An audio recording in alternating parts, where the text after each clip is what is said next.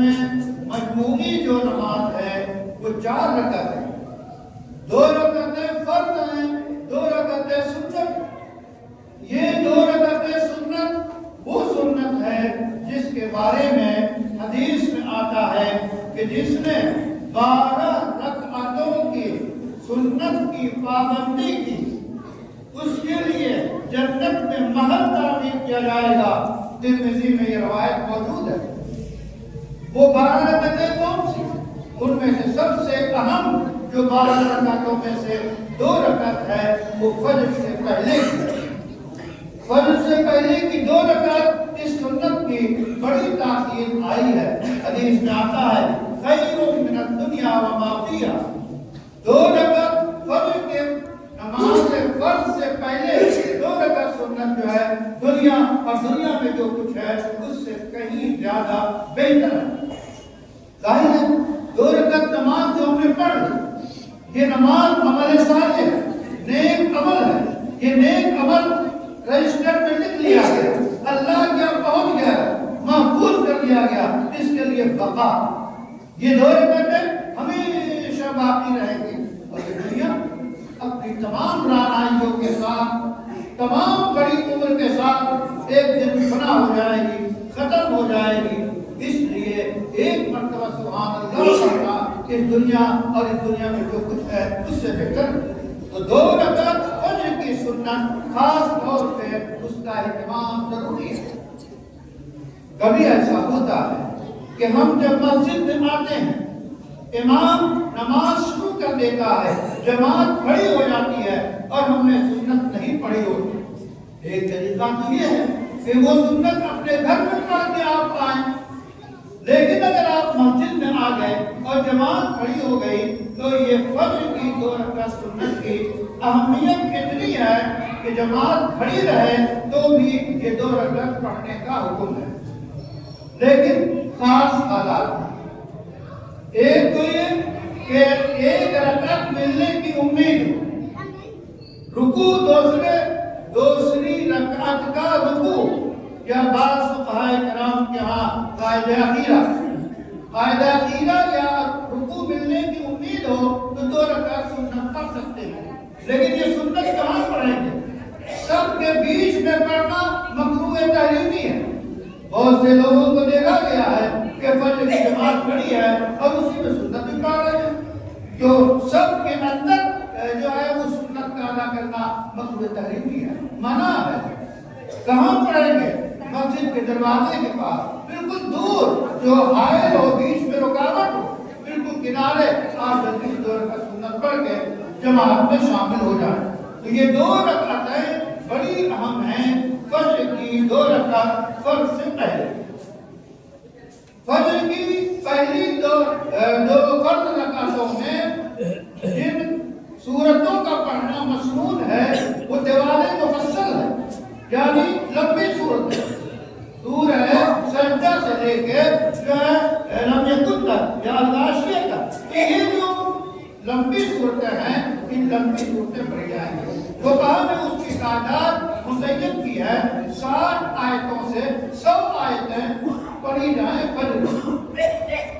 فجر کی نماز کا تذکرہ قرآن میں ہے، وَقُرْآنَ الْفَجْرِ إِنَّ قُرْآنَ الْفَجْرِ كَانَ مَشْهُودًا، اور فجر میں قرآن کا پڑھنا، فجر کا پڑھنا، فجر میں قرات کرنا، یہ اللہ کے حضور اس پہ شہادت دی جاتی ہے۔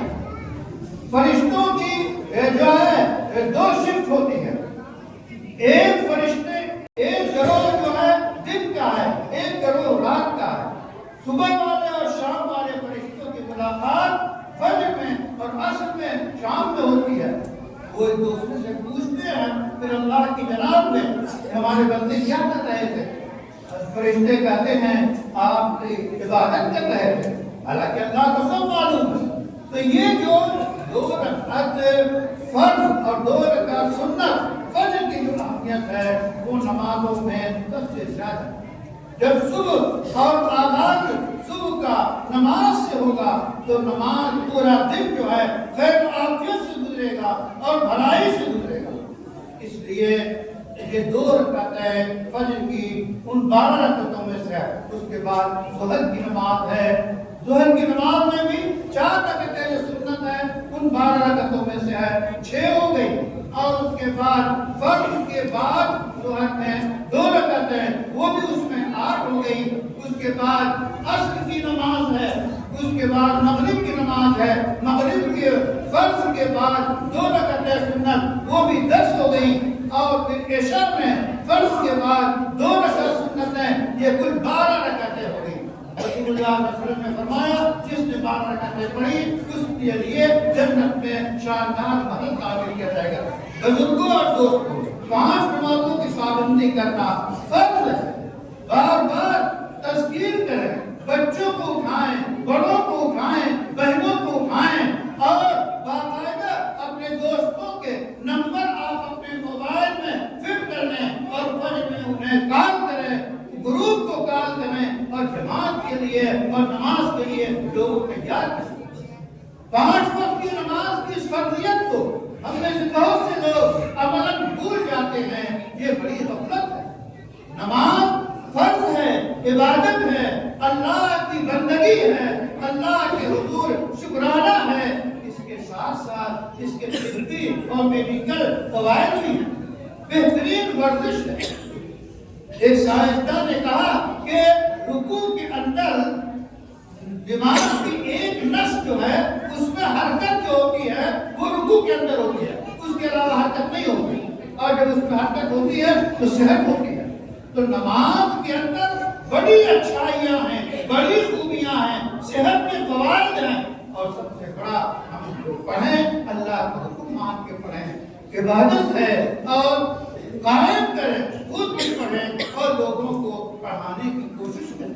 زیادہ سے زیادہ اس کی جو ہے دعوت دیں کہ آج نماز کی طرف مؤذن جو ہے ہر نماز میں حیا علی الفلاح کی آواز لگاتا ہے, حیا علی الصلاۃ کی آواز لگاتا ہے. آؤ کامیابی کی طرف, آؤ نماز کے لیے. اس پہ کتنے لوگ ہیں جو لبیک کہتے ہیں. کسی نے کہا مسلمان اس دن ترقی یافتہ ہوں گے جب مسلمانوں کی مسجد فجر میں نمازی اتنے ہوں گے جتنے جمعے میں. ماشاءاللہ جمعے میں مسجد بھر جاتی ہے. یہ سب لوگ مسلمان ہیں, مومن ہیں, اچھے ہیں, نماز پڑھنے آئے ہیں, لیکن یہ ایک وقت کی نماز فرض نہیں. 5 وقت کی نماز پورے ہفتے آپ پہ فرض ہے.